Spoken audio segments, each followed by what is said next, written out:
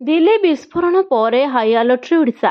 भुवनेश्वर, कटक, पुरी, कोणार्क, नुआपड़ा, ब्रह्मपुर, संबलपुर, जगतसिंहपुर समेत विभिन्न जिले में पुलिस हाई अलर्ट रही।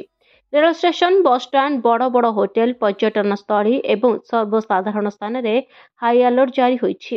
रेल स्टेशन ने यात्री को जांच कर छड़ा जाउछि। एने सूचना देछंती डीजीपी वाबी खुरानिया। बालीजात्रा रे हजार हजार लोके सामिल होइतिबारु सेठाकु जाई स्थितिर अनुधान करछंती डीजीपी। पुरी रे भी हाई अलर्ट जारी कहिछि।